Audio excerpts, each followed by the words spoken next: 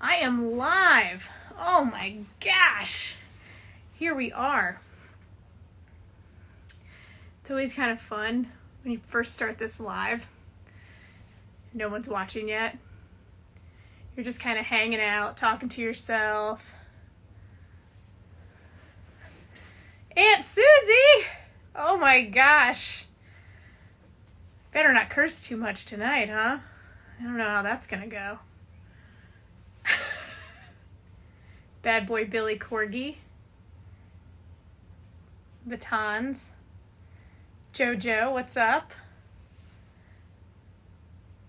Just hanging out, waiting on sweet baby Silas.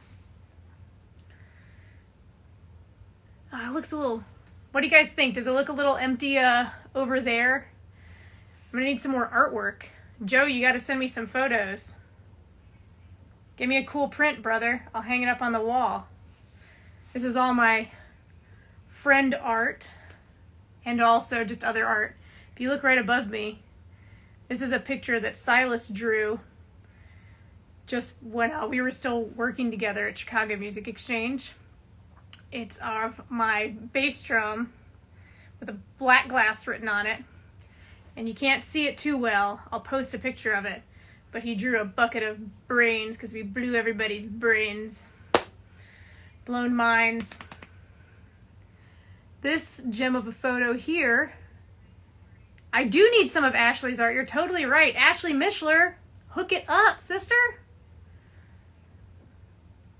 What's up, Javier? What's up, Dave?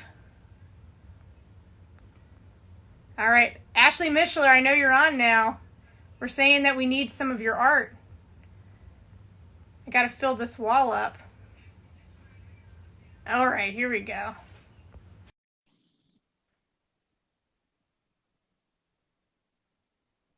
Waiting for... Oh. Hi. Oh, look at that beautiful face. Hi. Hi. How are you? Good. How are you? I'm good. I'm great. I'm spectacular. Yeah. Scoot your camera down a little, boo. It cuts off. It cuts off. You can't see that I'm wearing my Midwest Action shirt tonight. Hold on. I'm going to scoot back into my comfy. Yeah, there you go. There it is. I like those glasses, dude. Thank you. Thank you. They are on the Vogue. Hold on. Are you saying real words? What are you saying here? I got it.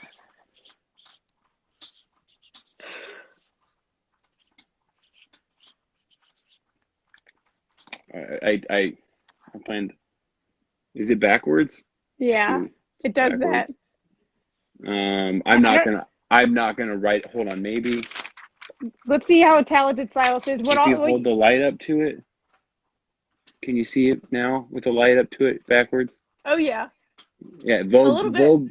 It's just the word Vogue with an extra O before the U. Got it. It's VOOGUEME.com. That's where I got my glasses. Vogue me. Vogue me, baby. That sounds... Vogue it to me, baby.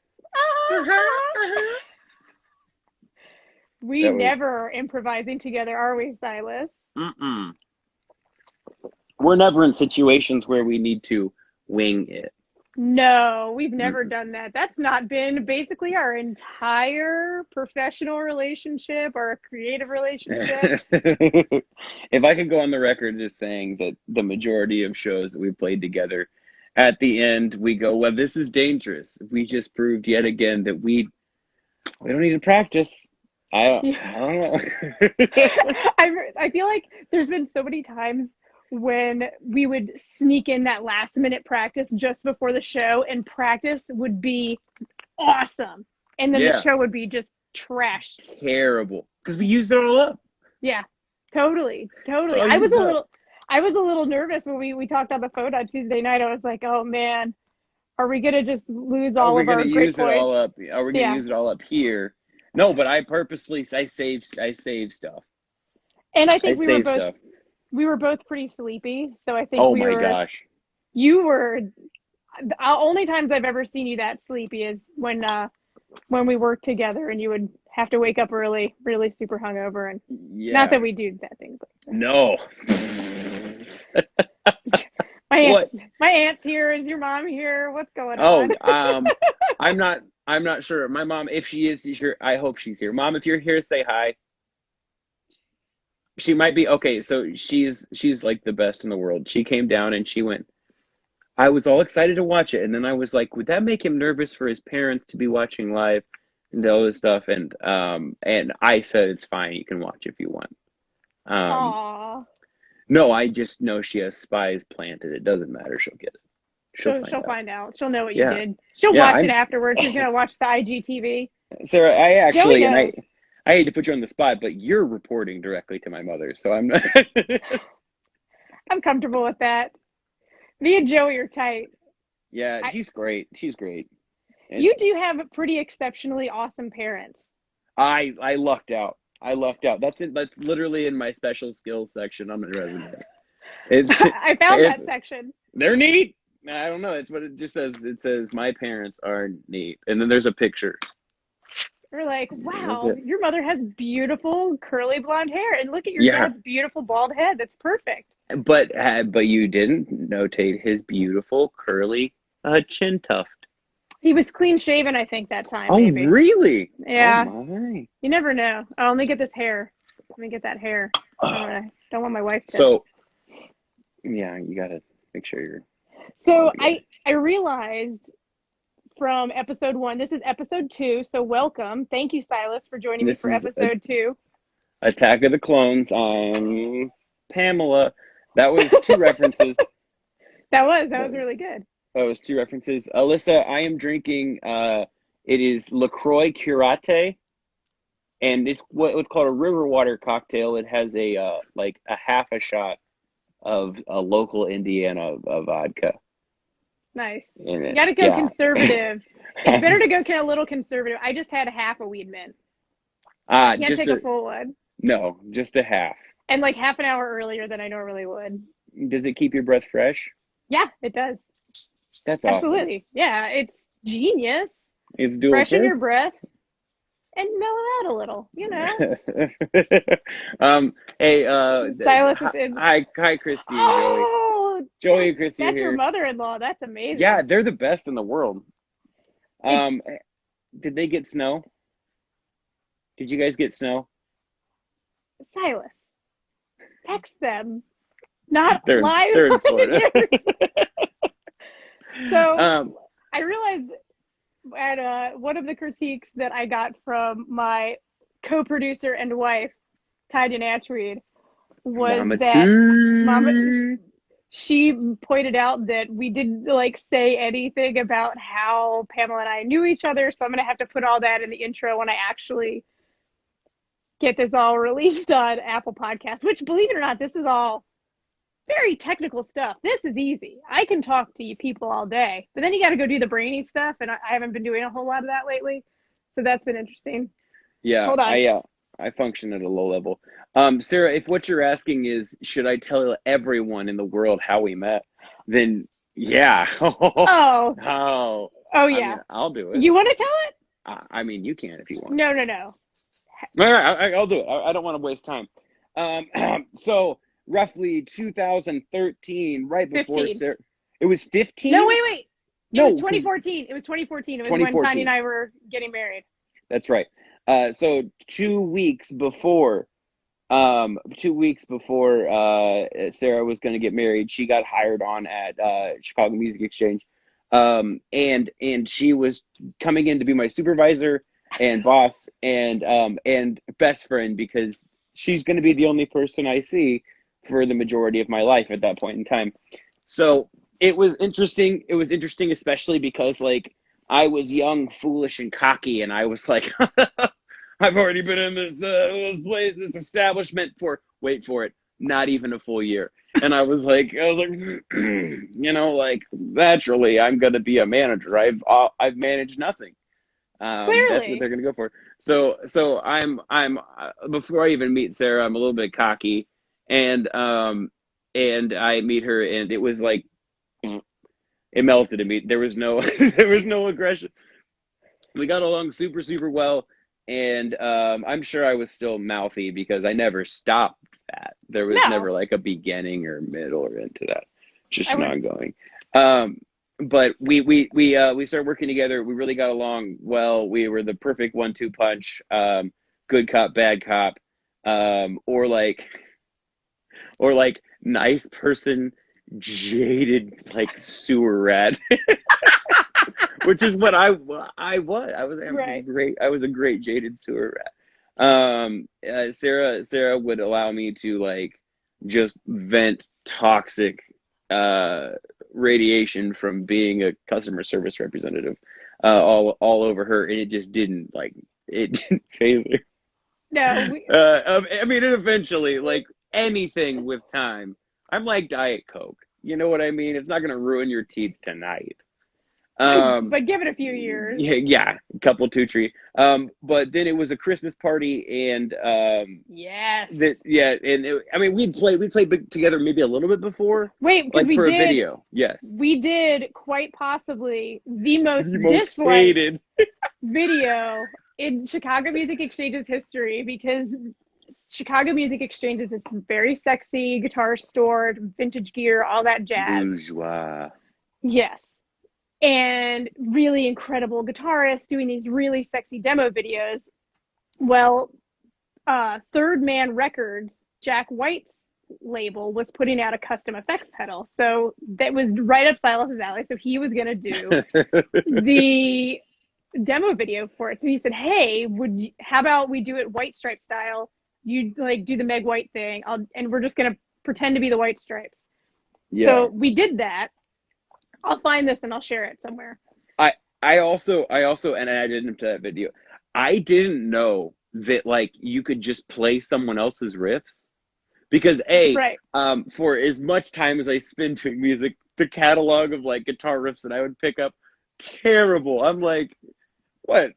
It's just chords. You play chords, and then you got like some of the more seasoned guys that come out there and they're like playing like Zeppelin and all these different things, or even like takes on it and stuff like that. I came in there going, all right, I have prepared for this none. I knew about this 2 days ago, and I've got to come up with some White Stripes-esque riffs, which I thought I did a fairly decent job. You But ripped, dude. That was the the internet best. did not. And the best part is that like you'd think that these videos, because of how quality they are and everything like that, you'd think that a lot of times they would be like allowing you to shoot things at high volume, but you've got to record. We're on a budget.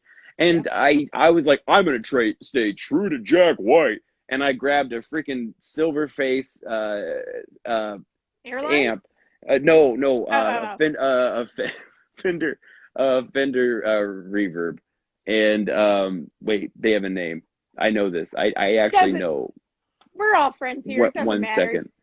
Hold on, just give me it was a twin. They're like the most common. So Silverface twin. Yeah, and you can't turn it up. And I plugged it into the master volume channel, and it was recording at probably like, oh goodness. Thanks, Dan. I was recording at like probably 7 a.m., 8 a.m. above Dale's or below Dale's apartment. Yeah, there's condos above this place.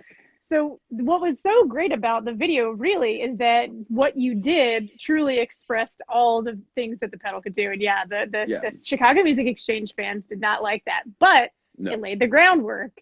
And then at the Christmas party that you were talking about, we decided to do a Band of Horses song with Chrissy. Funeral? Yeah, we did Funeral. Yeah, and I played the same 4 chords the whole time. It was really fun. It was fun. And then we played so I was in this band called Fat Hot, and Johnny and Gamble did this really cool version of Fell in Love with a Girl, where they would play it slow. Fell in Love with a Girl with the White Stripes. And they'd play it like a little bit slower and like a little bit sexier at the beginning, and then like they'd speed it up halfway through. And I was like, Sarah, we should try that without any practice, because for some reason, like I played with my brother, but like it was almost like when it comes to music and a lot of things in life, it's like I'm homeschooled. I approach a lot of things with like no experience and 100% confidence. And it is sometimes reckless, rarely beautiful, and oftentimes like a little bit oniony smelling. but we really hit it off. It was really fun. And then I think like we grabbed some Sweet Dan. Yeah, Like we what? started a band, Black Yeah, Glass. yeah. That We was did it yeah. at, Timeline was like we February we started practicing. January, February we started practicing, yeah, and March was the record. yeah. Yeah, we got that going so fast. I think we did 2 rehearsals as My a gosh, duo and realized we really wanted a bass player. we were And like so a college relationship. Like it was I like didn't in go to college. under 2 months we were like we should have got a prenup for this pet. We need to spice Um, this up a little bit. Let's add a third person. but yeah, I mean, so ever since then we've been just there's friends that like you can sit down with and start talking, and it's like not a day has passed. And Sarah's that way, but it's also interesting to sit down with like a musician. And I think this speaks to Sarah's craft. I want to be like it's the magic of it all, but like it. I've seen Sarah play with so many musicians. I can't even be like it's magic. No, she's just like such a craftsman when it comes to playing a song, and then directing. The way you direct is just oh, it's so great because I can be like I can play an entire song where I have vamped on one note and I didn't realize it because there was just so much going on in how she plays her drums and how I hoot and holler and sweet Danny boy just like doing his Dan thing. Dan has these like it's like dark driving funk Yeah. almost. Like if you listen to it, it's like boom boom boom boom boom boom, and for some reason his amp is always like in some deep dark sea cave sounding. It's like it's like Accurate. Accurate. Dan's amp sound is if you throw a stack into like a cavern, like where are you know like Rogue the brewery, you know how Right. Yeah. they have like some like sea caves that they just float barrels in so they can have a whiskey that was like at sea like floating in a barrel. That's Dan's amp. He has a couple cabs that are just floating in like a bourbon aged barrel. You Just are that's what it sounds like. you're truly just such an artist of words. That was just such a clear, beautiful picture. I just see the amp, little Dan floating by in a whiskey barrel behind it. Oh, That's outstanding. did you notice that laugh that I just did there? That's a newly acquired Indiana Silas laugh. I don't Yeah. know what it is. It's like it's like it's like if Seth Rogen wasn't Jewish. That's what it sounds. There's no culture in it. It's just kind of like, oh, he's a fat guy that says dumb stuff. It was kind of like a I man, think that I it's think really winning me up. that's one of the best parts of now switching gears entirely, but following the laughs thing is I think one of the best parts about being a parent is listening to your kids laugh and the stuff that makes them laugh. How is that with your little girl, Moira? um, Mo's a hard sell, man. She's born to be the straight man in like the the comedy routine. Like me and Ashley are Ashley's sitting right over here. We are we're definitely the buffoons. Keeb like we were used Keeps to the them. dog. Yeah, Keebs is our dog. She's a half English bulldog, half boxer, um, half Bubby. She's just interesting, but she's very much a straight man, and she has perfect comedic timing. That's the thing that I wasn't ready for. A dog Pardon with me. perfect comedic Yeah, timing. yeah, a dog with comedic timing. And I had a slice of bread last night, and I'm so allergic to wheat now because I've become that pathetic. I'm like so allergic to wheat that my heartburn is awful. I have drank like any sort of elixir today. I visited a voodoo priest. I slaughtered a chicken, and I still have heartburn, so it's just toxic. You got to get on Um, that. You got to get on charcoal. So Silas and I both had to stop eating wheat, and you also stopped eating dairy, but still dabble. I dabble in dairy. You I dabble in dairy. okay, look, it's a toxic relationship that like I know what happens to me when I go too far with dairy, Mm, and it's not as heartburny because all right, you ever thrown up a vanilla milkshake? no. It's not even that bad. Oh my gosh. It's not. You get to revisit it. Uh, Is it, don't but don't put it back in the cup. no, unless you're in the car and the windows are up. I just heard my wife laugh from upstairs. But I think that joke landed. That or she's tuned us out and is watching something I else. don't know. It's just my dream, just to like every time I'm there, it's like I've never met her before, and I just want to earn her respect. That's just how Tanya. Who, Tanya? Oh, She I'm just constantly commands it. It's performing for like the her. most Yeah. amazing thing. Yeah. It's so great to be like at ground zero because some people I get comfortable with, and I'll like land jokes or like I'll get lazy and know that I can just be like, here's three parts of it. Got nothing else. I'm not even going to Yeah. assemble the joke. That's how lazy I am because you guys have been so accommodating and comfortable, and that's how I treat people that I did take for me. I'm a terrible person. That's what I'm trying to say. No, Oh. I no, don't know. but I've seen you do some good things. you're But very nice. yeah, it's a little terrible. Just Yeah, around the edges. But for that's, fun. aren't we all It's though? yeah. I hope so. We're I all a hope little terrible. We're I all a hope little we disgusting and we're all yeah. a little terrible. Like if you can. This is gonna be hard because some people are heavy sleepers. I was gonna say if you can sleep at night with the little terrible things you do, and I'm not talking about horrible things, but I'm just saying like if someone you see is being a punk and you can make them stub their toe, well, that's comedy.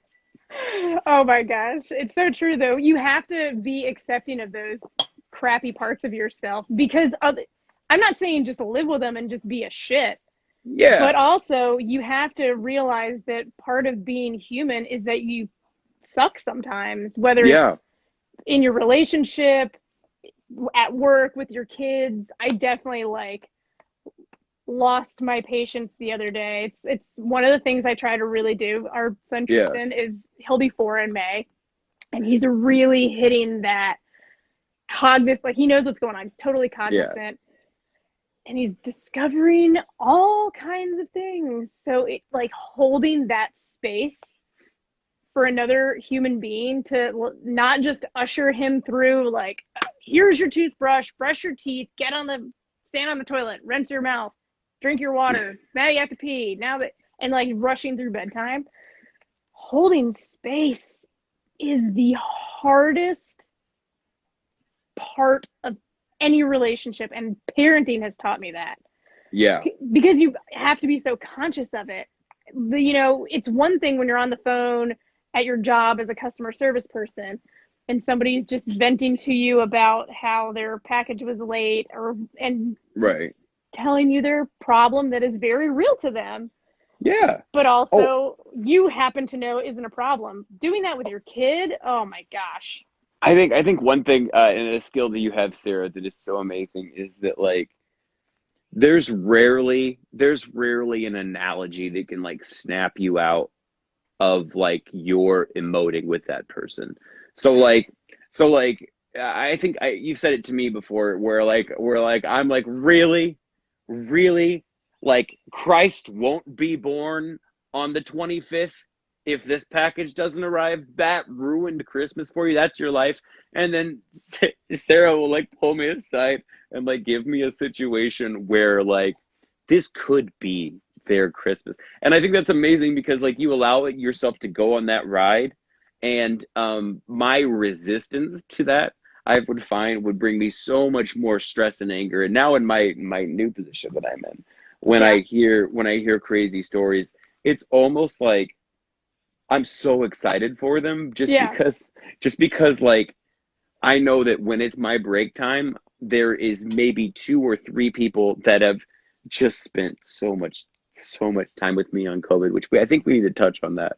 Yeah. As an extrovert, I really feel like that's something that we need to talk about Let's is do it. COVID. But yeah, Yeah, like COVID's been running hard on outside extroverts. to tell somebody a crazy story is wild. But yes, COVID and extroverts, that's one thing I was really excited to talk to you about because being an artist and then being a working level art working level, that's the right term.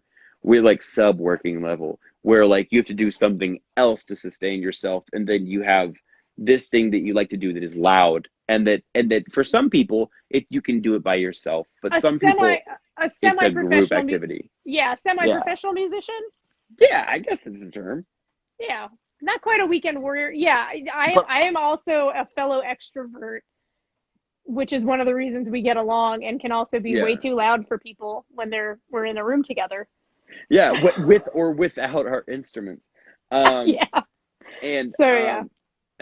I think one of the craziest things too, I don't know what your family dynamic is. I don't know. I don't know what your pod group maybe. Our But pod. yeah, what your pod like? How many Sure. people? Yeah, our pod. So our pod is me, Tanya, and our two boys, and then Tanya's parents. And then Perfect. because they take care of the boys throughout the week. Hmm. And so yeah, we've got a pretty little pod. We've seen her sister and her husband a couple of times when with like gaps in between for quarantinies. Hmm. And yeah, we've Was got that a it? Was tiny that little is that a pod. beverage? Is that No, it sounded like a beverage you when as soon as you I settle said it. down for some It's quarantinies at little night? baby quarantines. Quarantinis. Mm. Oh, EEN, not INI. I got you. Yeah. Okay. What's your pod? Who are you My quarantining pod. with? So my parents and my family thought it would be really funny if we rebooted Full House with none of the original actors in our house. Um, so it's my mom and dad. We live in the house with and I am in their house. Let's be clear. This is their house. Um, but it's my wife and my child and I, mom and dad, and then my sister lives there, and then her boyfriend Peyton, who spends the weekends with us. We've got him, and then Andrew and Angela are our occasional visitors, probably like every other week, maybe every week or so. Yeah. Um, and yeah, it's really interesting because I don't go anywhere Mm. or do anything. But yeah, So it's your extensive parents, potting. your parents, both of your younger siblings, and everyone's spouses, an extra dog, and a baby. Yeah. Oh, and then I, we have like Nummy and Millie and Big Fat and oh, Cat. that's two more dogs and two more cats. Yeah, yeah, yeah, yeah. That is a full house. That's more than they had on Full House. They just had Comet, that Well, oh my cute golden gosh, and then retriever. well then Andrew has Jareg, he has Thad, and he has and Susan. When they get more animals, I thought they just had one dog. Yeah, We're gonna so go down a whole thing. I know Silas's whole family. I was in Silas's wedding. We're I've Silas's. sent you pictures of Susan. I have sent. I'll read. Don't worry. Oh, They are so worth the revisit. It doesn't matter. I'm I'll. in. Okay. I'm in. Next. Later. I'm gonna write it Um. down. Susan picks. Okay. Okay. Tanya, But it's a dog. It's a dog. It's not a woman. Susan picks. yeah. Whoa, whoa. No, so let's talk about quarantining as an extrovert and an artist because so Yeah. one of the things that we started working on a few months ago because I think you and I were both kind of losing our minds and needing some way to express ourselves musically Oh, was absolutely. we started working on a new Black Glass record, Long Distance, which has been really interesting. Where Yeah. we've always written very emotively and always on the spot. So we took that dynamic of Silas or It somebody was. suggesting It a was. word or a mood, Yeah. which we would just make up a song on the spot. It's the only band I've ever written that way with It. successfully and it consistently. it's like if you had Grant from Millennia serve you an improv show. Yeah, It's but all but a deconstructed, noisy. not in a way that is ever. You're like I'd never think of that because it's really inconvenient to do. But now that we have to, But now that Grant let's see how this Atchinson's goes. making it, Yeah, right. yeah, He couldn't yeah, taste salt for months. it's crazy. That Um, whole story is crazy, but that's a yeah, different rabbit hole. But yeah, we've another been one. working on that record, and so we started. Silas would give me moods that he was feeling or words or just like ideas Yeah, for a narrative. I would jump on the kid over here, play that, send it to him, and at his leisure he can record guitar and vocals. And I gotta say, Si, I I love this record that we've been writing. Yeah, I'm really excited about it.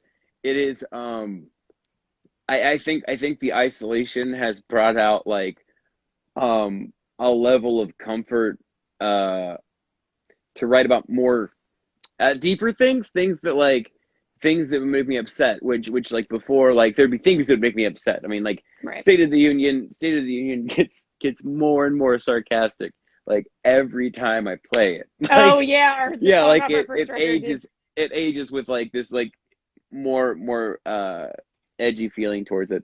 But then there's like one of our new songs we were working on is called Bruised Fruit, and like we have a scratch vocal take because that's all I've been able to get through. It's so because good. I don't know if I'm gonna because let him do a real one. I have a hard time with the passage of time, and I say something that makes me cry, and that's about it. I can't even watch Big Fish without crying. Hey, Ashwin. Sorry. Ashwin, I Aaron, saw we've got I so many saw great Chrissy people say on hi. right now. I know, there's just a whole crew.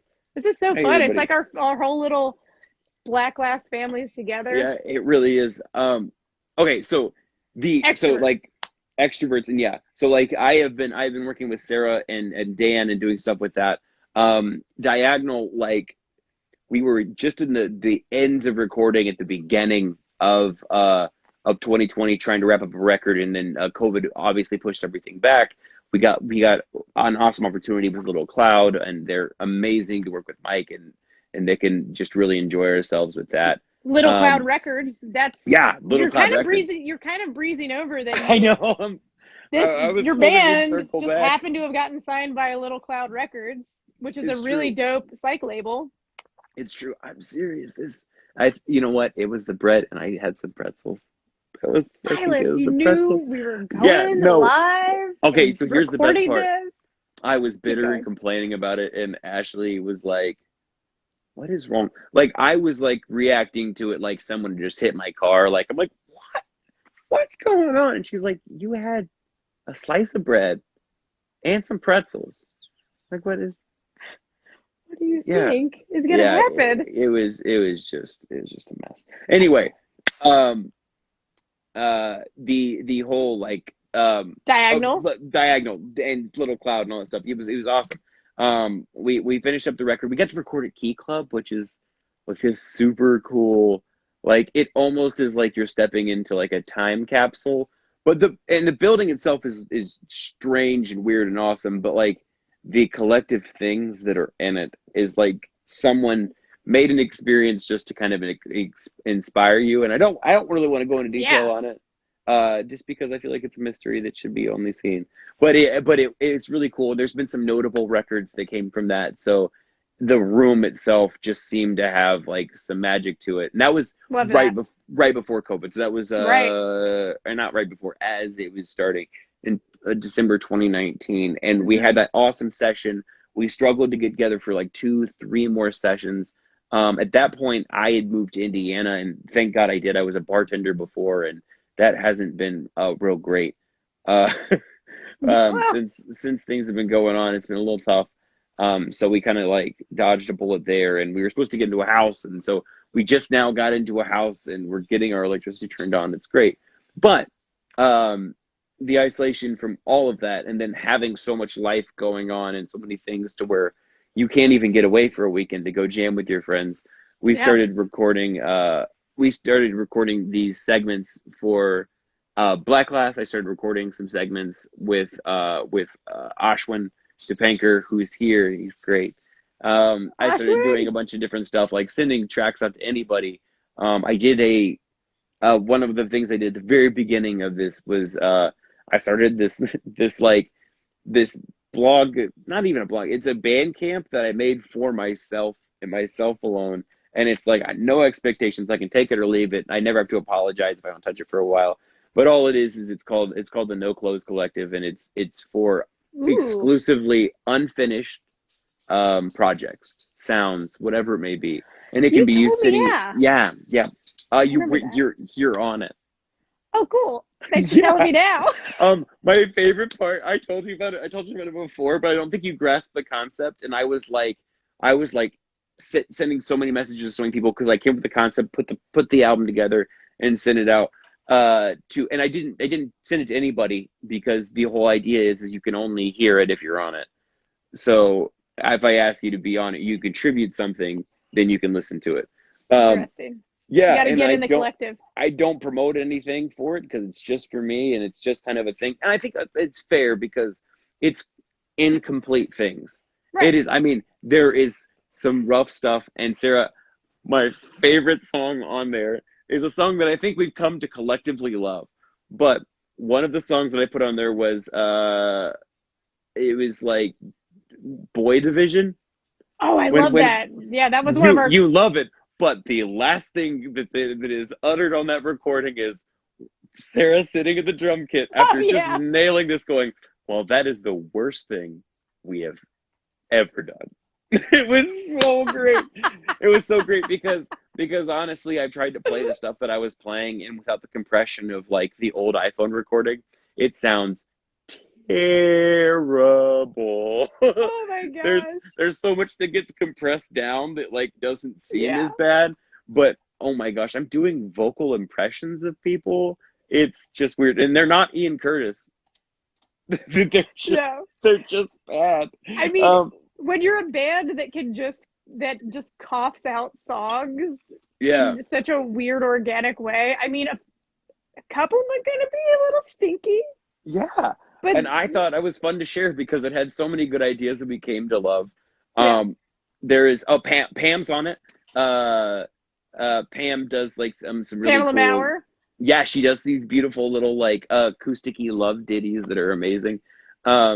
And what else? Who else is on there? Meg McDuff does an awesome song.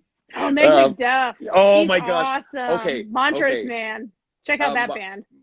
Oh my gosh. Yeah, no, there's so much she does. But this is like her solo stuff. This is like what I was so brought like touched about this song. And I'm sorry, because this is an invite. Although almost everybody in here in this chat has either been in it or Chrissy and Joey, you guys were sitting there as I was putting it together, so they've heard all these songs a bunch. But it's a Glamour of Old California is the name of the Meg McDuff song. And like I cannot communicate enough. This girl is so freaking talented. Yeah. And just okay, not only is she talented, but she's that person that like kind of like the person that she is on stage, whether it's like Velocicopter or Bleach Party or any of the even the pictures you see like on Facebook when she posts old pictures of bands. Like I know Meg, I've I talked to Meg. Like it's not like we're best buds or anything like that, but like we've met at plenty of shows. We've hung out before and stuff like that. Um, and she's this warm, inviting person in this like rock and roll tornado in the funniest Yeah. and best sort of ways. And Yeah. it's interesting to see somebody that like has that like awesome like I can be able to get up in there and I can blaze on a guitar and I can scream, I can rock better than anybody else, and then to like come back and do this kind of like acoustic-y song that's like warm and like a side of Meg that I hadn't got to really see before. It was just Mhm. awesome, and that was kind of what solidified doing this collective and I have this tendency to always want to be like go as big as possible. And That is you. one thing that COVID Quarantino has done for me is that like I live in a house full of people that are introverted. They get their energy from different things. And so I have like had to adjust my expectations of how I get energy and Right. find other routes and things like that. So I can like sit now and listen to a drum track that is Ashwin or Sarah or just like something that a friend has made up.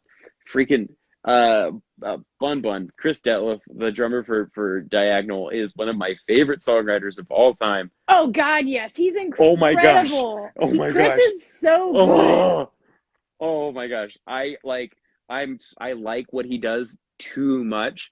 This is like for Dan and Alyssa, but like Bun Bun is oftentimes my new diet where Yeah. like I like he's through Silas Mishler dogma, like Bun Bun has become infallible and his word is gold.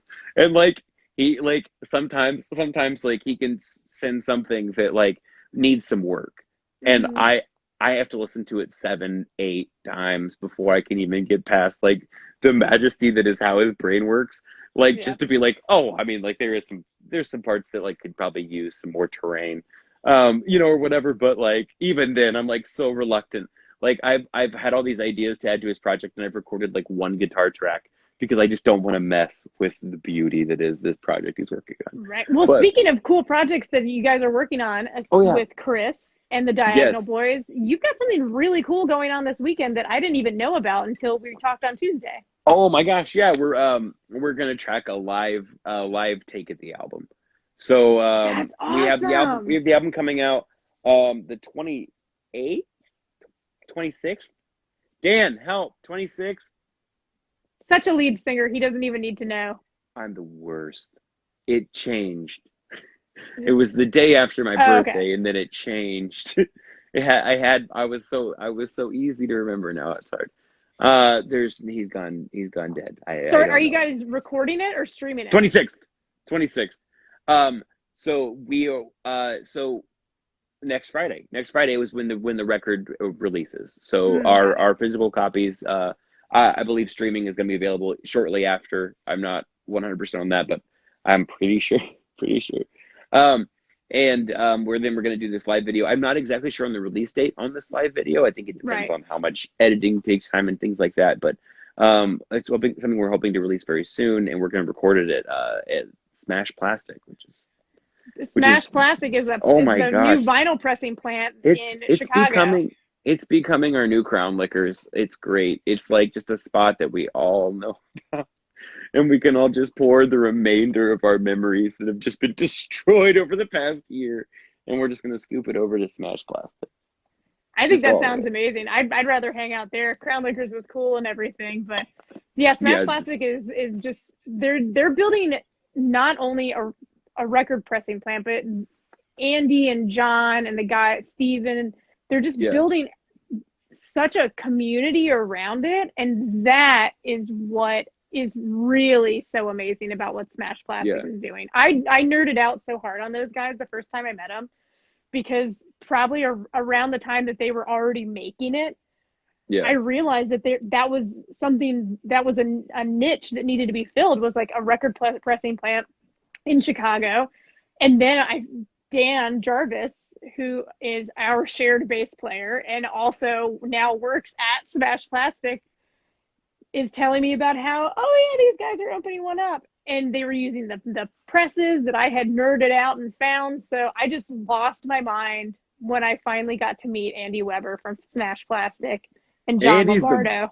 Andy's the best. They're the Andy best. brings like a level of excitement um to like a situation and like a conversation that's so fun. Like I feel like I need to have like more important things to say. I'm like going through the catalog. I'm like, remember when you saw Tom Petty in your store, like or whatever Yeah, kind of like, just Andy's like just the coolest dude, and I think that was one of the things that like we just connected on immediately. We just have that gab. So yeah. we just Oh started my rolling. gosh. I totally dorked on him about how excited I was, and I knew everything about the record pressing machines that they had gotten because Yeah, I had, for whatever reason, spent hours learning about this as I'm getting all of these ideas in my head as I do. So yeah. that was really fun. That's gonna be dope. Sorry. And are you doing it in the main building, like in the main plant, or in the other bigger Uh, room? there's this bigger room that we did a show at. I think that's where we're doing it. Um, I think it's just gonna just depend on how the day goes. I'm excited for non-traditional recording spaces as Yeah. much as regular recording spaces, Yeah. but So you're driving we in from Indiana tomorrow? yes yes I am. I am going to be driving in the old soccer mom mobile. It's pretty great. Nice. Yeah, it's already loaded. Um, Smart, smart. yeah, and the only way the only way you can fit a Bandmaster 215 cab into into my car, which like has it's Which they're three giant. rows of For any, seating. yeah, for Yeah, it's anybody three that rows doesn't of know what seating. that is, it's got two Huge. 15-inch speakers. It's just I don't have enough room Yeah, I've in got the these like frame to show how big it is. vintage Jensen 100s in them, which by vintage I mean like the models made like vintage or whatever. It's not. So the magnets aren't super heavy, but the box is just so freaking bulky, and it's also like you can't slide it in from the back. So the only way you can do it is if you open both back doors and then slide her on in. That's such a musician thing to do, is purchase your cars based around what instruments you have. Yeah. When my old Chevy Blazer was finally dying just before our son Tristan was born, I obviously, in my mind, the next step was a minivan. Had 2 dogs at the time, drums. I mean, a Yeah. minivan was a hot commodity when you're a musician. All right, so true story. Speaking of vans, so the first band I was ever in 1997, I was a junior in high school. It was this band called Joker. And we had our buddy Quentin, who was best friends with our bass player. He joined the band, quote unquote, to quote unquote play keyboard because he had a van. And so we needed someone to move everybody's equipment around. I was driving a Pontiac Grand Am. I could barely roll my bass drum into the back seat. So that was the whole reason that when you're 17, that sometimes someone is in your band. It's because they drive a van. I think every musician probably has a similar story. I'm in black glass solely because I'm clutch at load-in. You're great. Yeah, and no, it's not any of my doing. I don't even want to be good at it under any circumstance. But and I don't know if anyone else has this, but there's an Ashwin Dipankar that will hit me so hard if I don't respect load-in. That's you just have to. If you can't hang and respect load-in, then you can't play. That's and sound check. I'm so hardcore. Oh my about gosh. That. I used to manage a bar back in my hometown called Mickey Milligan's. After I got done playing music full time, Did you get an option on the name? No. Perfect. But so I took over as the manager, and I booked all the bands, which also meant the bar had bought my band's old PA when we stopped touring. Mm-hmm. So now I was the one running the board, booking the bands, doing sound check, all of that. And nothing is worse in my mind than these two things. One, a band that gets done playing and doesn't get off the stage. Just get off the stage. Talk to your friends after. Get off the stage. The other band needs to get on. Get off the stage. So for anybody that's listening that's a musician, if you're playing a show with other bands and other bands coming up next, get off the damn stage. Get all your gear off the stage when you're done playing. Number 2. Absolutely. People not paying attention at sound check. I need you to play your guitar, but only play your guitar until I say stop. I need you to now hit your kick drum until I tell you to stop.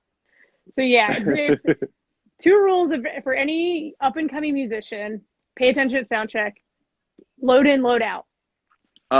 If I could, I have one thing that I would like to communicate, since we have an audience, to the sound guy, and the sound folk, and not to any sound folk in particular.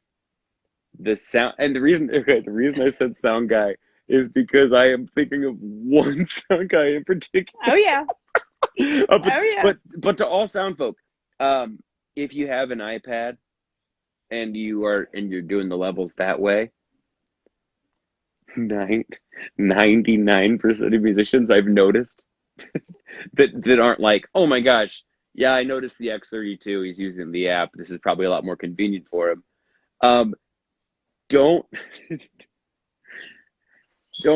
just stand in front of the musician that's tuning and getting everything set up and expect he knows that you're ready to sound check.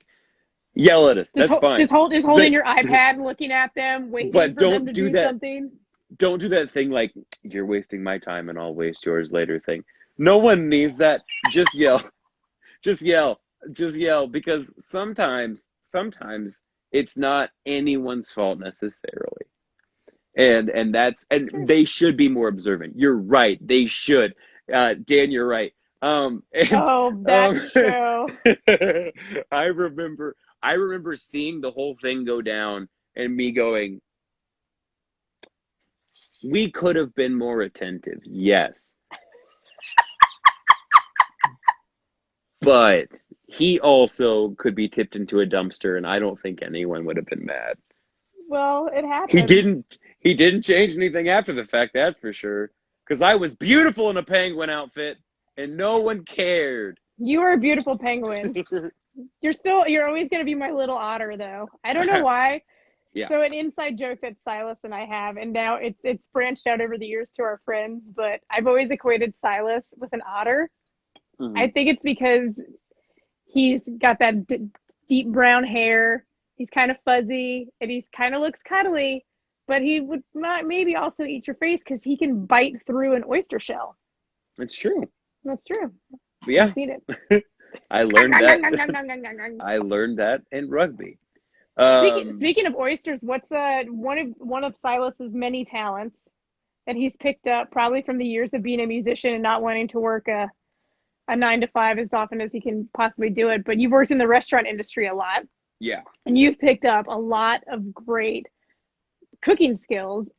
I want to say also with an audience, you changed my game by telling me about peanut oil. I never used peanut oil. I don't know why, and I know I've told you this before. It's It's luxurious. the best. It's so good.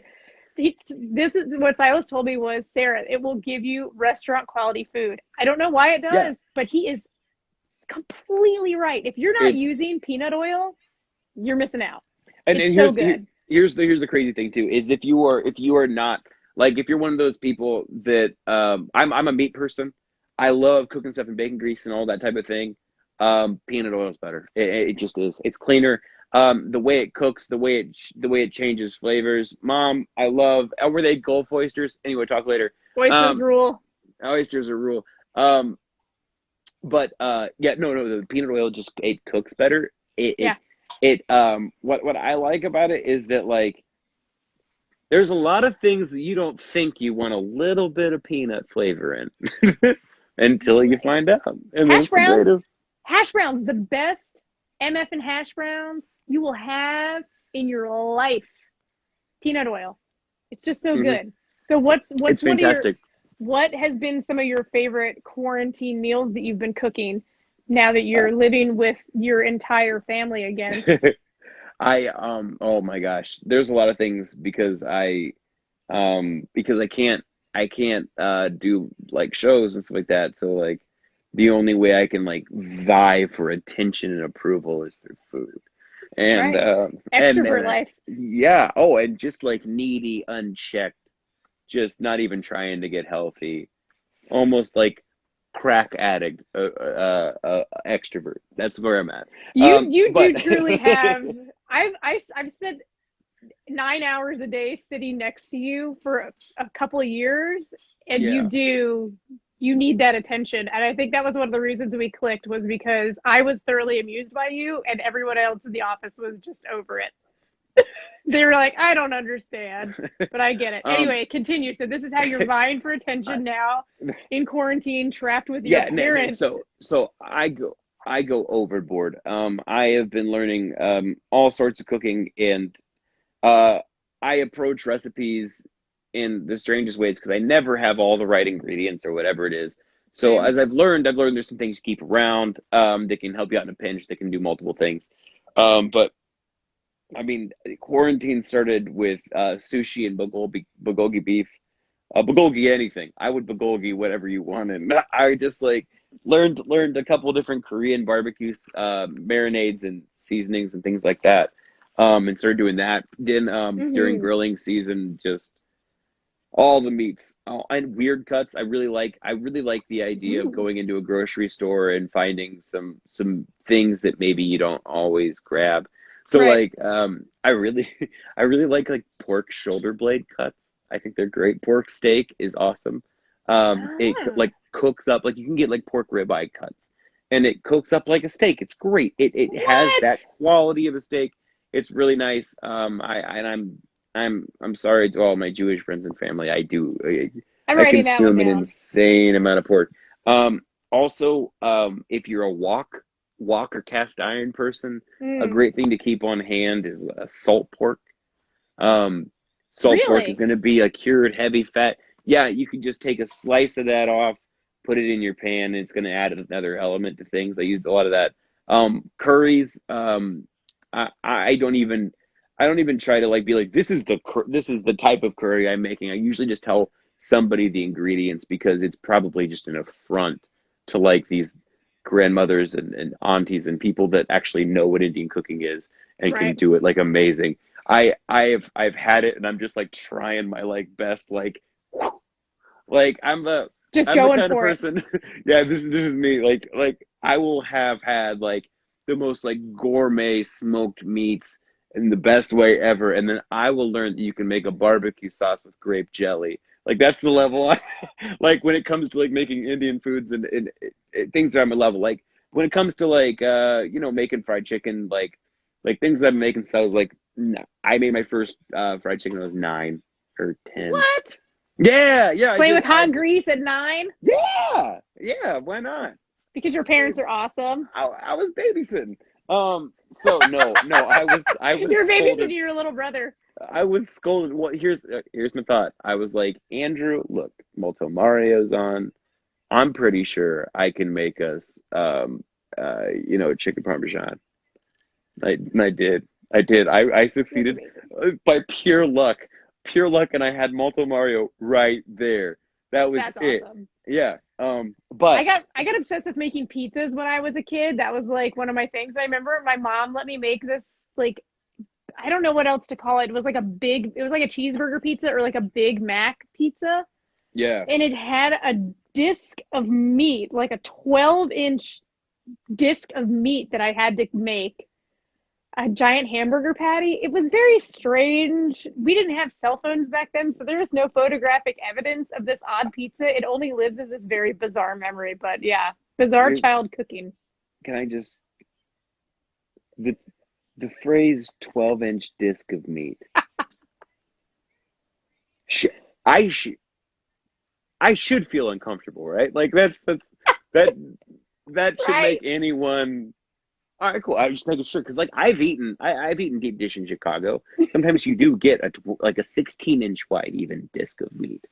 Like it's not unheard of. It's just I've never heard it said So out loud. did you know, speaking of disc meat, when gluten free started needing to pick up some steam hmm years ago, Oh, and thank God it did. thank God. I could go down a whole thing about wheat and the industry and how Well, it's if I anyway. didn't, here's the thing: is that if I didn't make fun of it so much, God wouldn't have cursed me with an actual allergy to wheat. Right, same. I just get the worst headaches. Okay, so check this disc meat.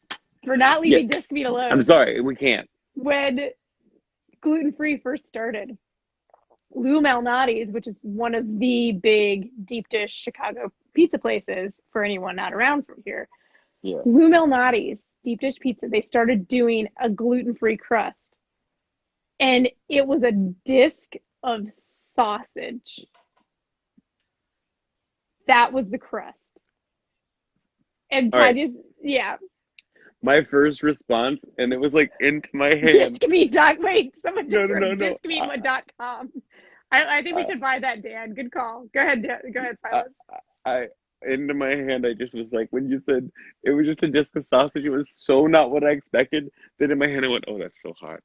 Like I just, it was like someone was describing lingerie for a minute. I was like, "Oh yeah, and is it light on the fennel?" And they're like, "Light on the fennel." Ooh, is it a little spicy? I didn't. I Just a little bit. like if you kind of think about it. Doesn't that sound amazing? Because if you put it in a pizza oven, would it the whole bottom be that perfect burnt meat crust of sausage? Yeah. I mean, while we're on the topic of sausage crust, can I Go. just say this? We've talked about a couple of different styles of cuisines, and as I've explored different things, I grew up with these people talking about certain foods that they're like, "That's gross," or "That's Yeah. gross."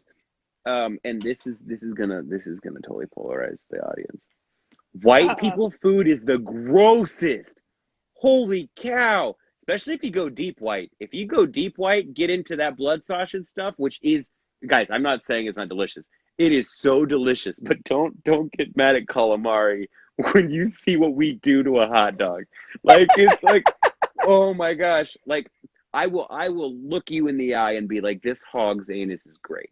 Eating a hot dog. I don't care. I know what it is. It Right. doesn't bother me.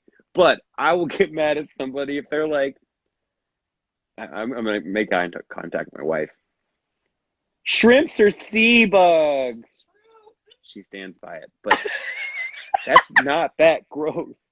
But you will No. stand outside like Red Hot Ranch at like 4 a.m. and get hog, hoof, and anus pate. And it's divine. I'm not In gonna lie. a natural casing, i.e., Yeah, in pig butt. yeah. When shrimp are basically, they're like, it was like someone was like, "Oh please, I would like cheese puffs, but make them protein." Boom. That's what shrimp are great for. I think one of the best things that ever happened in modern grocery stores is the disc of cocktail shrimp that Yes. comes with the oh man, I can't even tell you how many times I've gotten that, and it's just been the best thing in the world. Have you watched the show The Good Place? No. No. That Okay, just doesn't so sound like something I'd watch. oh god, I think it's hilarious. It's positive in outlook. I don't know. I watch WandaVision and that's it. I'm worthless. I'm So garbage. in the first episode of The Good Place, Kristen Bell's character is just going at it with these cocktail shrimp, and it just becomes like this whole shtick throughout the show, like where they're in heaven, quote hmm unquote, and she has a dispenser, like a soda machine, that just puts out shrimp. It Okay. sounds like it's your wife's nightmare, but Um, I would but make one but of those. also like every era of me's like like that would be my Mr. Deeds like this fountain's Hawaiian punch. That would be mine. Except for it'd be just globby cocktail sauce and occasionally like every like 3 spurts a shrimp comes out. Like Oh man, it coughs a fresh shrimp. ice cold. Ooh, peel and eat for this one. Not all of them though. Um, Oh my gosh. no, okay, We okay. told look, we So warned everyone before this episode that it was going to yeah, get weird. We we told prefaced. you. I We told prefaced. you. And I'm glad we delivered as we Oh, always okay. do. So Go. can I? All right. So we talked about cooking. We talked about these things in COVID. I think one of the most important, like the things I took away from all of this. Yes, use as much spice as possible. Like go light on the salt, add it at the end, watch the spice come out, but use all the spices. Go crazy. Nutmeg can be used for like a ton of stuff. It's awesome. Get into it. The second thing I learned, miso bases. Mm, Miso paste, miso bases, they are awesome. They are like just so much like base flavor in a way that you can shape with other different things. Um, Poke around in your international aisle in any grocery store that you're in at any point, and if something sounds strange to you, get it. Because I, I mean, I'm easy to please, but I'm like rarely disappointed. I learned about all kinds of pick a pepper sauce. Learn what that is. It's like gold in a jar. It's great. It's just there's so many things that you like. I loved COVID because it gave me so much time to learn different food. right. That's what I love about COVID. No, It's it's true. I mean, awful. look, And it's the a big constant fear for my own mortality it's our helped me literal thrive. life. So are you going to just fight it? Are you going to Yeah. fight the actual reality that you're living in, because you're going to be miserable? Or are you going to get an air fryer and a rice cooker and stop living a hard life? Yeah, and I'm not saying that some of it isn't hard, you know? It's hard to not be able to go anywhere. It's hard to not Yeah. get to go visit family. Even little things. I turned 40 in 2020. We had a trip planned to New Orleans. We had to can all of this. Yeah. We hadn't gone anywhere since we've had kids, and like that was hard. Yeah. But you have your life is going to be what you make it, and so you have to just choose at some point to stop being a damn grouch. Yeah. I think Unless that's just the life you want to live. But I'm just saying, you're missing out. yeah. I think I grew up with like this idea. I'm gonna go way deep. I think I grew up with Deep this inner thoughts. idea. I feel like a lot of us grew up with this idea in a lot of ways that like heaven is this far off place, like perfection is this far off place. Even if you're not a God-fearing person, you have this point where like, then I'll be, like, I have the savings, we're going to Mhm. relax and all these different things. And then you get there and you find out that the number one killer of people is retirement. Is just a sedentary lifestyle. Oh It's yeah. not having stuff to do. And so if you don't learn to appreciate, and this is me going, hey bud, boy, here's a good gem of thing for you to talk. No, but if you don't learn to appreciate the struggle, if you don't learn to appreciate the Mhm. journey of it, then you're going to be miserable. And there's people that choose not to be miserable in terrible circumstances, and they have every right to be. Like Yes. I think the awesome thing as people is that we can sit and be like, whoa, that's terrible. You have every right to feel that way, and then be able to hold yourself to a different standard. Right. Because you can look at somebody that like is got a paper cut and they, it's lemon juice day or whatever. You'd be like, that's a bummer. And then people that have horrible different things, and they're like, yeah, but they've got cinnamon donuts in the.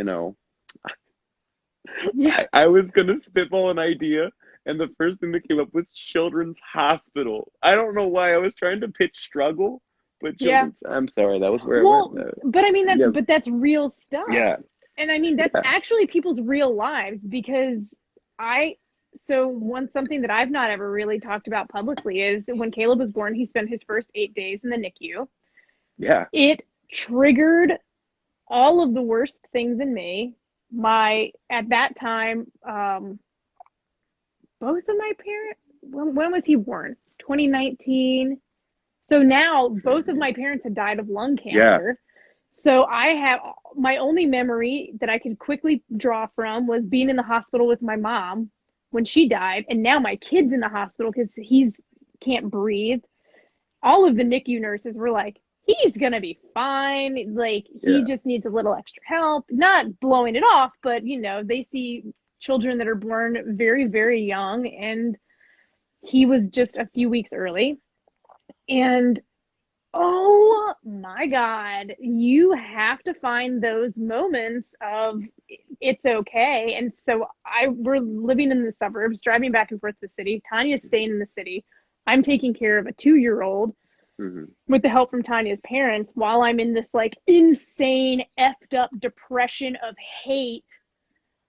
And it was just that moment. Tanya, we're on the phone and I was having a really hard moment of telling her like I'm so angry and I just hate this and I don't even want to like talk about it. I don't want to see him because it was just triggering me so bad. And she just said to me, he's just teaching you this lesson that he's going to be okay. And it's like a lesson to get you past that hospital thing. And yeah, I will never forget. I was walking, pushing Tristan in the stroller down. I know exactly where I was in our neighborhood. And it was just such an epiphany moment that it just turned everything around for me in that moment. And it was like, you have to find the light.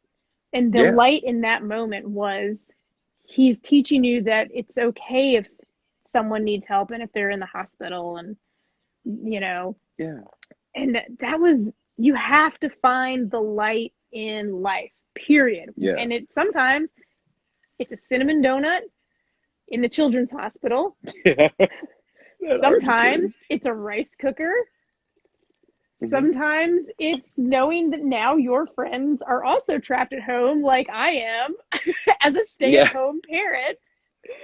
So it's a little bit easier to catch up with my friends sometimes. So I don't hate wearing masks in public because I haven't had a cold in over a year. That yeah, silver lining. I don't hate it. Kind of yeah. love it.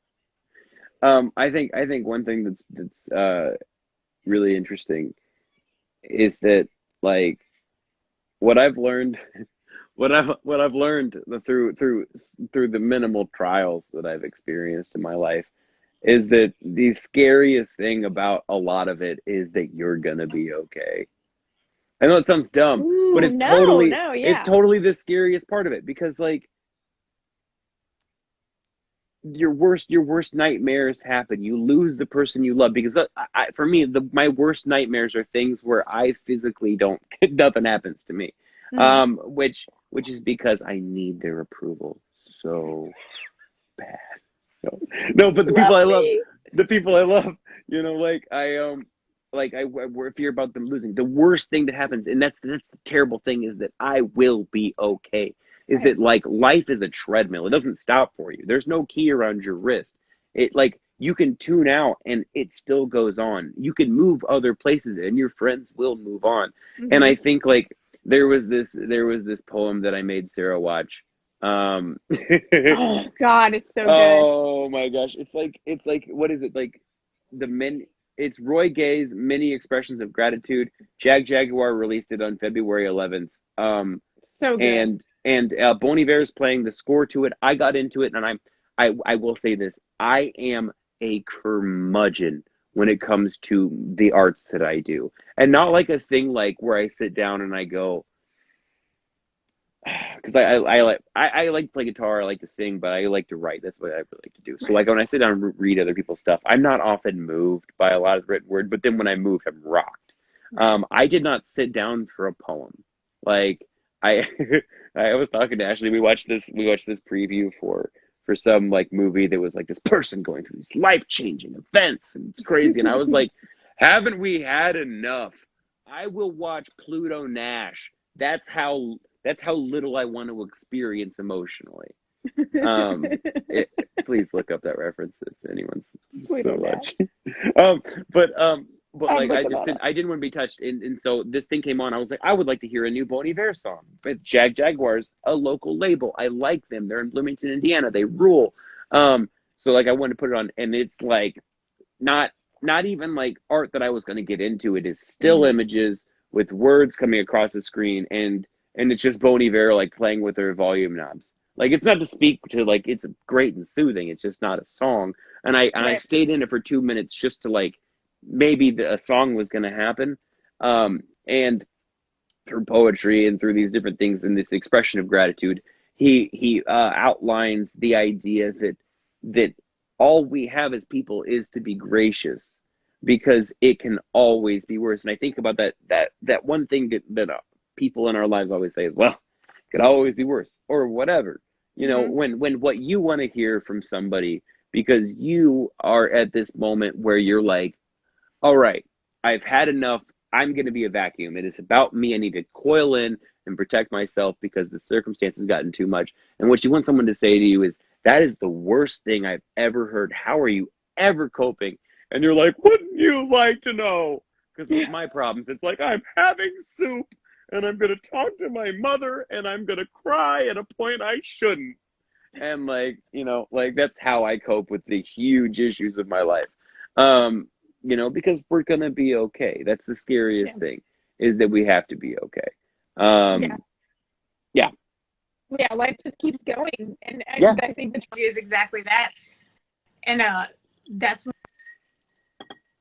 you go through one of those life change events, good and bad. yeah, The death of your parents, the death of a loved one that's close to you, moving, getting yeah, married, kids, all of it. You just adjust, and I think that's yeah. something that's so incredible about life and about humans is life is so resilient. And Hmm. I think as such thinking creatures, we don't always realize that we are also that resilient because sometimes we get just so trapped in our own heads. But Yeah, yeah, that's something that I think we all need to say to each other a little bit more often. And it's honestly one of the things that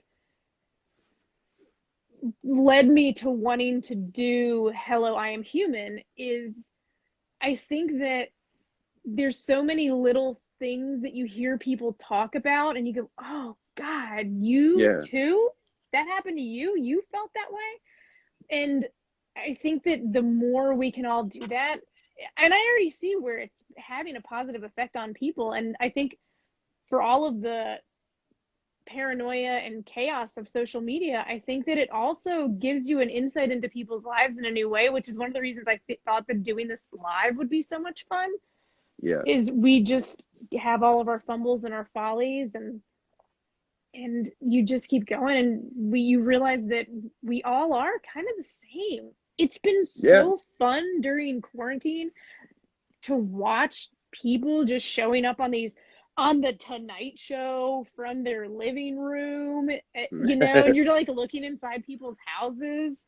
It's just wild. And I just remember last February when everything gets last March when everything got shut down and the Tonight Show still had to happen and all of these other shows. And so all of a Yeah. sudden you're just at somebody's house and it was on a Zoom call and we Well, our level of tolerance for production value dropped to I the think best level. And it made it so human and I love it. I think that was awesome. I think because we experienced something together, because we learned that we like the Tonight Show, because the Tonight Show is something that we know that a lot of people watch together. We Yeah. share something. You know what I mean? Like it's like an experience that we can all share, talk about. We can also feel that feeling that someone else is doing it. But I think the interesting thing, and kind of a double-edged sword that I learned in COVID too, and you brought up a really good point, is that like you said, this Tonight Show had to happen. Uh, Reality, no, it didn't. Um, Right. like it didn't have to happen, but what are you gonna do? Like there was points where like I feel like a lot of us in our careers and things like that we've chosen at this time, like something that we haven't addressed as people is that there was a moment where like there was a pandemic and it was between like possibly spreading something that we can get sick off of to our loved ones Mm-hmm. or supporting our loved ones so they don't get sick and die. Right. And you had to get up every day and just kind of go into work and watch business as usual happen. Yeah. Like as a person who like watched it, saw what was happening, was like, this is gonna be bad, and then watched people that maybe didn't believe the same thing, watching Right. a Right. watching something so trivial is just common safety become politicized. No matter where you stand or what you believe, like I feel like all of us have seen people that we love maybe get misguided and see some things, Mm-hmm. and coping with that was like crazy. Um, but I think like when we were like in that early part of things, like there's this real disillusionment that you can kind of feel like where you're like, am I crazy? Is this all crazy? Like, Yeah. you know what I mean? Oh Like yeah. I you don't know what to do. Like no one else seems to be worried, and no one else like to the point where like I'm going, hey, this person died of COVID, and well, sure they did. Yeah. They got COVID. They died. It doesn't matter. It's Thursday. We Yep. got one more day of work. Like that was kind of the horror of like being okay that I was feeling with those type of things. You Yeah. know? I think Um, that also makes me think of a conversation you and I had once where, oh gosh, I can't even remember where it started, but Silas and I often get into pretty deeply spiritual conversations. And it all yeah. started that first Friday when we were working together, and I made us go out for beers because I was determined to bond with you. It worked, and we uh we got into a super deep spiritual conversation that day. But not too long ago, we were talking about something, and you said something to the effect of, "Oh, it's the crazy kids like us that are gonna save the world or change things." Hmm. And I just remember saying back that we were never crazy. That people just wanted us to think that so we would doubt ourselves. And I think that's my favorite thing about so many artists that I love and just so many of the people that I know in my community and people that I'm meeting all the time is when you can just realize that you're not crazy. You're not. Yeah. What is weird? Like what is that word? Weird means you don't fit into the norm. Cool. Like that's fine. It's okay if you want to be normal. There's certain things about me that I just need to be super boring and normal. But also what is the box? And Yeah. who built the box? Yeah. Like And I fuck that think box. um Double there's something entendre. Sorry. there's something with like Yes, CJ. Come back to the dealing self. dealing with expectation. I think like Mm, dealing with your expectation of yourself, dealing with your expectation for your experiences. I think that's why sometimes we have trouble finding gratitude, mm, and we have trouble appreciating what we have. um, because we have an expectation or we feel we earned those certain things. Right. And I find the people that have been successful that I've seen in interviews that like are the ones that truly seem successful are the ones that have no sense of rest. There's never a point where they're like, well, I've made it and it's pretty good up here. You know, Yeah. those people are like the ones that you see get into trouble. Because idle hands do the devil's work. But you also see people like David Bowie's a great example. If you watch interviews with Bowie, he's consistent. He always has his finger to the pulse and things like that. And he's one of those people that like I think he'd be the like it's interesting, like he would say that he's not someone that's like overly intelligent, but he has this really, really great knack of asking, why don't we do it? Hmm. And you find out that the reasons why we don't do things, why we resist change that seem difficult, are dwindling. After sometimes like hard questioning. Um, Sometimes it's not. Sometimes we're like, well, why don't we just stay up all night? Why humans can sleep 20 minutes 5 times a day and be fine. And sure, try it, but Knock yourself out. It's like yeah, parenting. Yeah, it's like so such a there's so many things where I'm like, no, I won't do that. yeah, And then no. I'm like, yes, Yeah, I'm it's like, gonna. well, I'm gonna do Exactly that. Routines are great. it. Yeah, you got to have some of them. I've learned very quickly that I do, as free spirited and as I tend to be in some ways, I really need a routine, and I didn't realize how healthy it was for me until I had it. Hmm.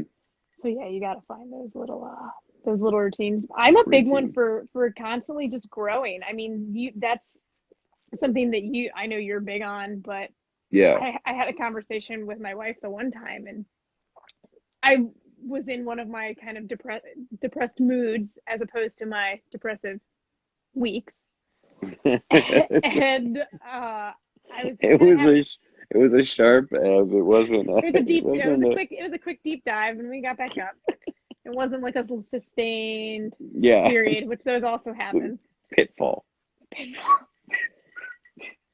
But it was probably towards the beginning of quarantine, and I just remember saying how I was just so bummed when we had to cancel my birthday and all of that. And I was saying something about how I'm just that person that if this year isn't better on the whole than last year, I don't know why I'm here, Yeah. because that's just the way I operate. And that seems so foreign to her that I would have set such an expectation for myself. But I just am a person that is constantly trying to grow and evolve and change. And that's what turns me on. That's what lights me up. That's why Yeah. I messaged a bunch of my friends and said, "Hey, you want to talk on Instagram with me? I think I'm going to make a podcast, you know?" And here we are. So thanks Yeah, for playing exactly. along. Well, no problem. And it's easy to do. It's great to talk to you and it's yeah, I'm sorry, easy on my part. That's I was like it takes very little for me to come sit to you. Yeah. Sit and talk to you. Um I was gonna say one thing, thinking about just kind of um it's not formed enough for me to me to expound. I'll leave it. I'll leave it quick. You're going to leave it? If I need to come back to it, I will. You want to come back to it? If I need to. I think it'll Okay. be okay. Sarah, I have a nerdy question for you. I have an answer. What's the audio plugin that has changed your quarantine? The audio plugin that has changed my quarantine. Honestly, it's not one that I got during quarantine, Hmm. but I have been using the Slate Digital All Access Pass for a while. Yeah, It's $15 a month, and you get access to every plugin that the Slate Digital like team you has ever you made. have the fart drum kit. No, it does not those. They're not the softwares. It's Oh, say okay, the okay. just the plugins. But the Slate Virtual Mix Rack, I have gotten to know that so well. Wait, I just mixed I've mixed an old project that a band that I was in 2007. And after I had done my live interview with Javier Sanobis from Sanobis Amps, Yeah, I he's my a best sweetheart. yeah my best friend and bass player Wick from New Bern and he called me right after. He's the one that connected Javier and I, and we talked on the phone for like an hour, and we started talking about these projects, and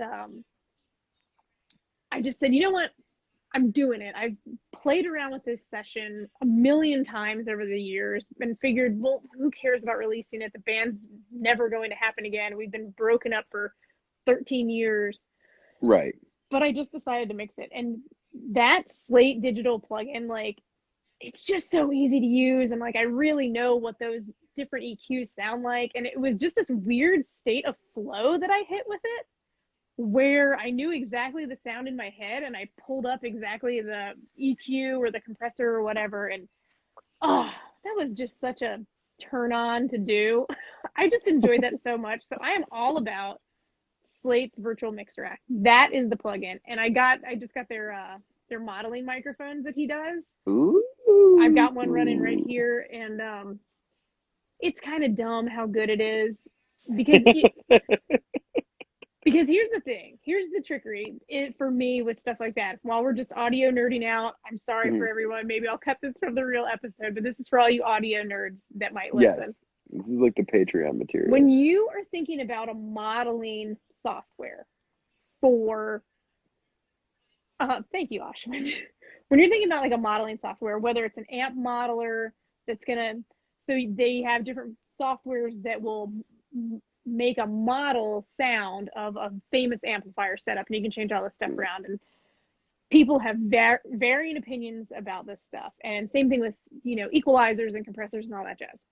Well, now they have them for microphones too. Don't get all hung up on the name of it, that this is supposed to sound like an Electro Voice RE20. Don't get all hung up that this is supposed to sound like a Neumann U67.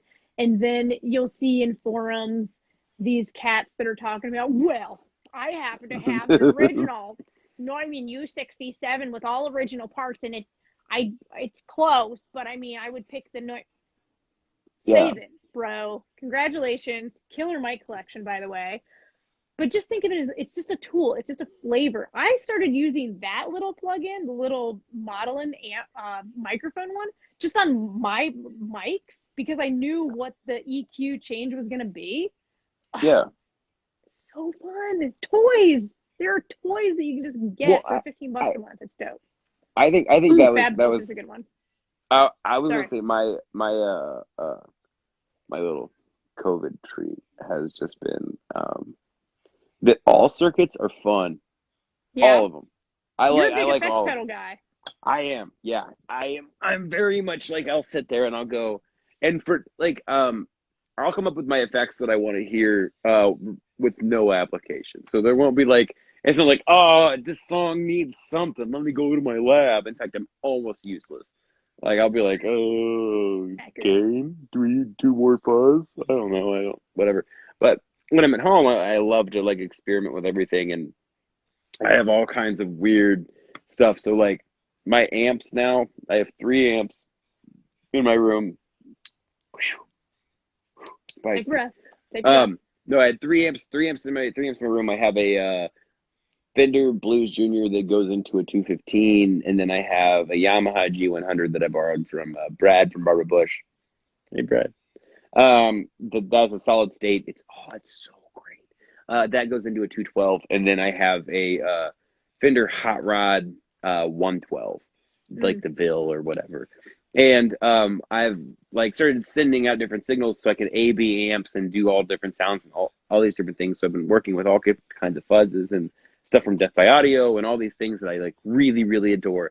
But the one thing that I've been like, it's just I love the sound of it. I can't stop playing it. It might not even sound good, but I put a Dead Bat by Alchemy Audio into just like, so I just starved the voltage circuit on a MXR Distortion Plus that I bought from Ashwin for like $20-$40, something like that. So it's just a really like it's one of the most basic op amp circuits. One of the very first distortions you're gonna hear. Yeah. There's like unending clones of it. It's the most basic. It's two knobs, level and distortion. And here's the deal: the level all the way up is unity gain. It's so like there's no boost in it. There's You're just nothing turning about it it. down. You're just running it through this op amp, and then I am starving it down to like 4.4 volts with that. And then so here's here's where my like adoration comes in. Is that I don't want an Echoplex. I don't want to deal with it. I don't want to deal with the tape. I don't deal with any of that stuff. So I like to like recreate like classic sounds that I can be like, this is just for me. This is just a fun Echo one like a magnetic tape sound. So I bought a TCL. It's like this Japanese company, probably goes under 50 other name, or Chinese company comes with 50 other names. It is a tape delay that has a regular tape delay, a reverse echo, and then a normal delay. Yeah. 3 knobs. It's in a mini pedal. It was $40. I bought that. I was like, cool. So this is gonna have a really over the top like trying to make the circuit sound like it's degrading, but it's not. They're gonna have a bucket brigade. I don't care about any of that stuff. I've already got the starved distortion circuit, so I've got the warp in my tape, right? Then I run it through I picked up a Boss. You can still buy them for like $80. They're super cheap. Boss CE3. It's the Chorus Ensemble 3, light blue. You can buy the ones made in Japan. They sound awesome. They've got weird stereo options. They get overlooked because you are all like, oh, I want the two-knob one that makes my chorus sound great. Yeah, keep playing it, you dentist. Like, no one's... Who cares? This CE3, it's great. It was cheap. Someone threw it in to get me to buy this guitar that was not worth the money I paid. He was like, yeah, just like take this. Yeah, but the pedal was great. So it's the degraded circuit with the op amp, so the distortion plus with the dead bat. Then the little reverse echo delay, put it on the tape delay setting, and then the CE3 chorus.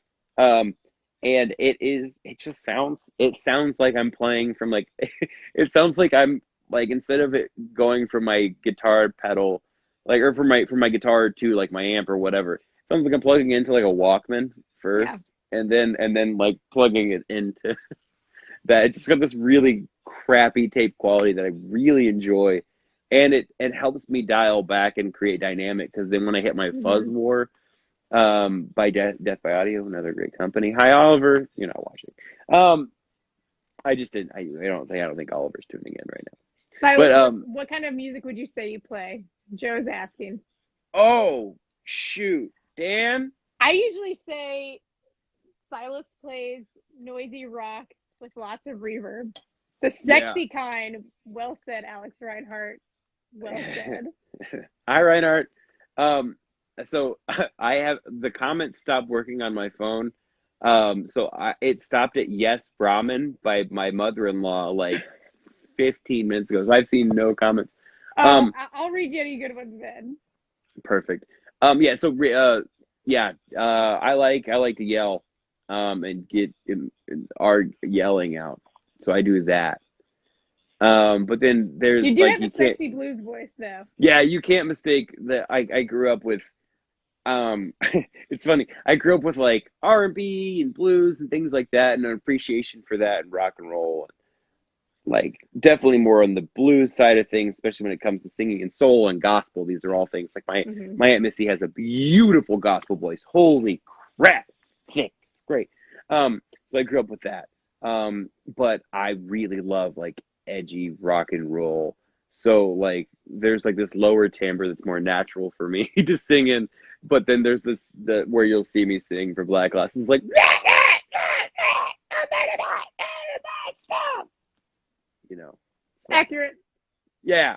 And then Alyssa said she would describe it as subtle. Subtle. That's never been ever anything for me. No one has ever described anything you said. I bet when you were 2 months old, there was nothing subtle about you.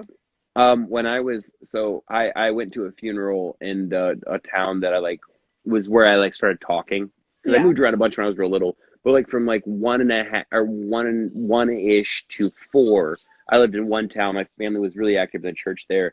and I went back as a grown adult. I was 19 or 20, maybe, for a funeral. And I went and saw people that I remember just barely, because I remember 3, 4. I can remember that pretty easy. I saw people that I recognized, and they saw me, and they went, Silas Mishler. And I went, hey, how you doing? And they went, your voice has gotten higher. Because apparently I had this like frog voice as a kid. I did. Oh my I gosh, that's I so blocked it funny. out. Yeah, but I was like, hey, what's up, guys? It's me, Silas. And they'd be like, Tyler, that's a nice name. Yeah, people always mistook your name for Tyler. So that was always one of Tyler our other Alex. running jokes. People would always think you were Tyler, and I can't tell you how many times I've said, "Hello, this is Sarah," and people will go, "Beth, what?"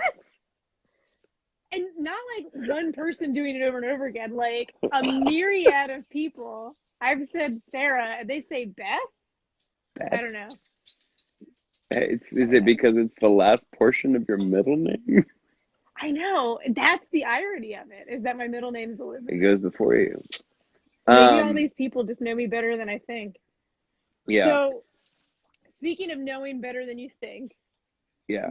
where are some places that people can find your music and Oh, yeah. plug one more time all your cool things that you've got going on? Yeah, I'm a busy bee. We didn't even scratch the Barbara surface, but there's like 17 other of me in Barbara, so it's totally fine. But Barbara Bush, BRBRABUSH.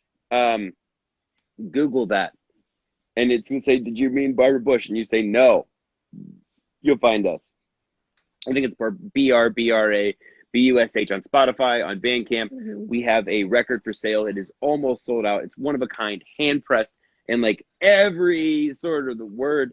Um, Midwest Action. I love Midwest Action. Anything the Midwest Action does. Woo! I love the Empty Bottle for non-Chicago people. Reach out to them. They do amazing art. My friend Bill Tucker does really cool stuff there. Somehow Um, the cat and the dog made it down here. They drove it ah, up on the camera. um, what is it? What is it? So Diagonal Chicago, is it just diagonalchicago.com? Ash, look it up. Is it diagonalchicago.com is our website? But it's diagonalchicago.bandcamp.com. You can Mm-hmm. also find videos of us on YouTube. If you just like Diagonal Chicago, keep it together, Diagonal Chicago. And if it's like a dub remix, it's the European Diagonal. It's not us. You can also find us on littlecloud.com. You can find stuff out there. Our anticipation video is out. Our record is coming out in 2 different colors. Mm-hmm. Plasma pink and swirly orange are the 2 colors from that. They're natural variants. I actually got to see the colors that like let up, like as they're blending things Yeah, in. I'll send them to you privately, but oh, there's gonna be some limited, boys. that's awesome. Um, I don't mean to be this guy, but honestly, the people that I do care about, that want a copy of our record, they are going kind of quick. So if you want to grab a pre-order, it wouldn't be a bummer, so I can at least be like, we have them, because it does take time Right. to Yeah. repress them. But yeah, and then we get that live video coming up. Um, yeah, if you know how to use Google, you can find a lot of our stuff. Be looking out for an eventual Black Glass record. We've got Mm-hmm. so many tracks saved up from, I mean, sincerely, 6 years, Yeah. Yeah, we over were digging six into the years. archives. Yeah, we really dug back Yeah, into the archives. But incidentally, everything that we've worked on has been brand new stuff. So I don't hate that. I'm yeah, digging on that. we've got a lot of stuff coming up with that. I'm trying to think anything else that's worth mentioning. Um, Holiday Magic's great. What about Oh, Nira? Tell me about what shoot. plug you need to. I can think of someone you need to plug. Oh, Lady Hands There you go. Crafts. I'm looking My out for wife, you, little brother. I got you, uh, man. Ashley does like really, really awesome art. If you want to check out that stuff, if you have cool stuff that you're like, this needs a sprucing up with all neat stuff. She does all sorts of neat stuff. Yeah. You've got to check it out. I posted she's some done of her stuff Air on my Force story. Ones, leather jackets. Shoot, what haven't you done? She hasn't done any of the lingerie I requested. She hasn't done my custom knee pads that I wanted. She did not put I wanted a what's the thing that goes over the toaster?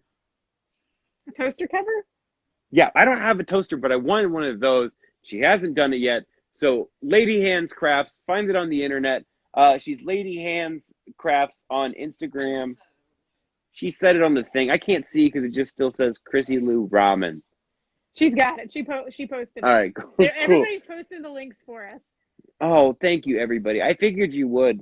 I figure since we don't, one of these days. I travel with handlers. Yeah, I think we all need them. Tanya's my fence. Same thing. I know you need one. So, Silas, I love you. Thank you so much for jumping on tonight.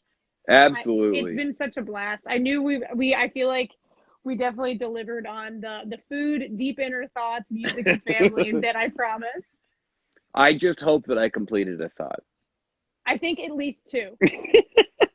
I'm still disappointed about wearing a bathrobe. I have to know, though. I almost didn't wear pants in normal Black Lass tradition. Are you wearing pants? Okay, so I am, but only to support a local clothing store. Ashley, what's the name of this clothing store? This is Swankaposh. This is like if you want to support a beautiful company from Detroit. They do great cuts. This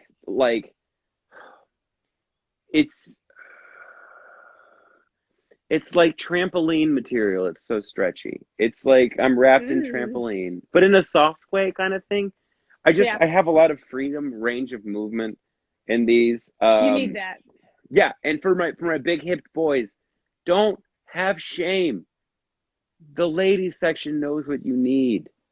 And you don't need extra junk room. There's enough in the girls' jeans. Let's all just be real. If we could just get the ladies to have our the whole thing's elastic. You're fine.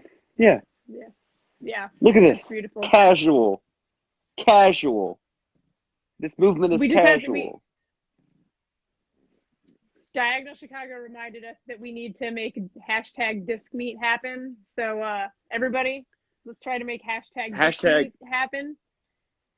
And Perkins, if you're listening, you know we want you.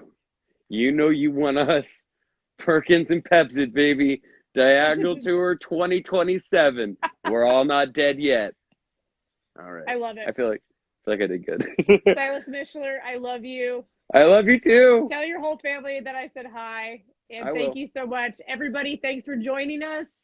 I think it's going to be, I'm going to be releasing the official podcast in probably, thank you, Augie, for bumping into my camera. I think I'm going to be officially releasing the podcast in 2 weeks. So hang tight for that. You will be able to find us on Apple Podcasts and Spotify and all the places you love your actual podcast. But this is actually where the fun's at. So join us for the live show on Instagram. Still working on trying some other toys, so we'll see that. But who's next week? So next week we have William Pierre Ramsey from Boys versus Girls. If you are in Chicago, you may have caught one of his shows. He is this incredible rapper that I met years ago when he and I both first moved to Chicago. So William Pierre Ramsey of Boys versus Girls is going to be on next week. So tune in. And he's dropping a really cool live concert that they're filming. So we will see that. So that's the cool, the new thing that everybody's doing. Diagonal's got the live concerts. Boys versus Girls has the live concerts. So yeah, it's going to be a really fun show. And we've got a lot of other cool people coming up. Can I say something real quick though? I'll allow it. This is the first podcast that I've not only seen a drummer be allowed to speak unprompted, but they're letting a female drummer have her own show, and I think that is so progressive and so amazing. I love it so much. No. I'm just telling you what they're gonna say. They're gonna see it's Rachel. Rachel Maddow is gonna be there, just like expressionless, like She's going to be like, oh, in other news, the very first female drummer-fronted podcast has made it on the air, and it's making waves. More on this. Anderson Cooper, and then his eyes just make me uncomfortable because he's so beautiful, and like I want to tell him, but I can't. The silver fox. He's an icon in our house. If I ever lose Tanya, it'll be to him. So it's Like not the going to thing, happen. the reason I found the reason I found the khaki pants guy that was doing all the counting. The reason I found him attractive is because he's like gettable. You know what I mean? And like it's a nice break from Cooper. Like Cooper's like it's like I'll never be good enough to be his bath mat. You know? Yeah. But like with the what's his nuts? He's looks good in a pair of khakis. This is the most Midwest goodbye we've ever had. So long. All right, I love you. I love you too. I'm just gonna do what I normally do and just turn the phone off. All right, bye. Have a great night, everybody. Bye. Bye.